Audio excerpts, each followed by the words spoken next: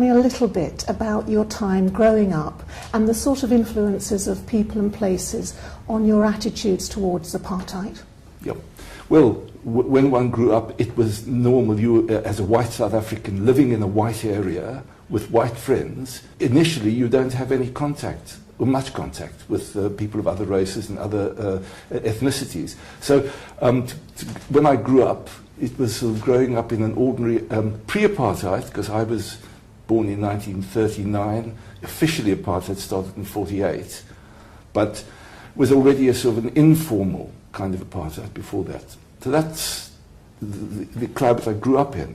But by the time I was in my teens, I started realizing there was a much bigger world out there and a much more to it. And certainly by 17, I became somewhat of a political animal, a slightly political animal. That's when you joined the United Party? When I left school at 17, well, I went into law straight away.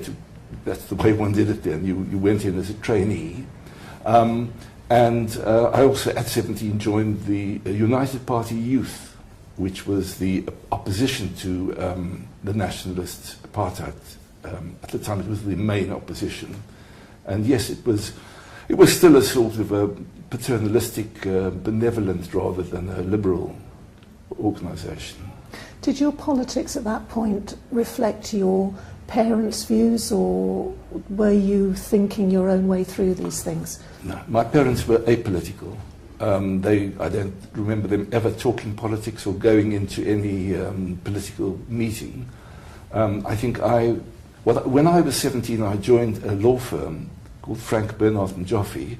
Jaime Bernhardt was a very highly principled and radical lawyer, and so I was immediately immersed in a different world.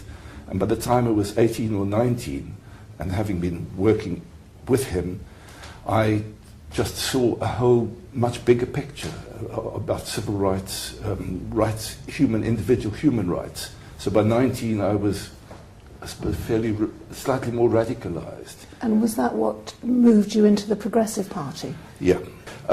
I was very uneasy with the United Party Youth, but it was the only game in town as far as I was concerned. When Helen Suzman and her colleagues, Corin Eglin and Zach de Beer and others, established this Progressive Party, which was left of centre, moderately left of centre, it has to be said, I immediately joined them at the age of 19 and went onto one of their committees when I was living then in Cape Town in the Gardens, and I joined the committee and I started working for the Progressive Party. So, and then in 1960, on the 21st of March, the Sharpeville massacre occurred. Yes, that's right. And you were involved in representing the families at the time. Can you say a little bit about the background to the Sharpeville massacre, and then tell us a bit about your experience of representing the families? Well, I wasn't representing families. The massacre was in the Transvaal, but there was a nationwide ban on meetings and a lot of arrests. So I was 21 at that time.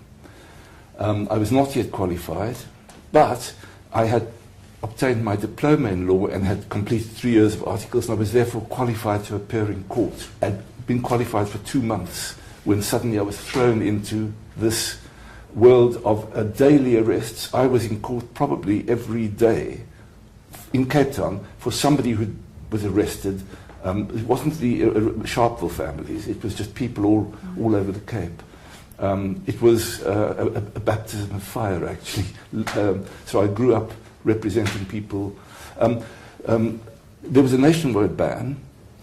Many people were arrested summarily, including Jaime Bernhardt, my principal's wife, Jean.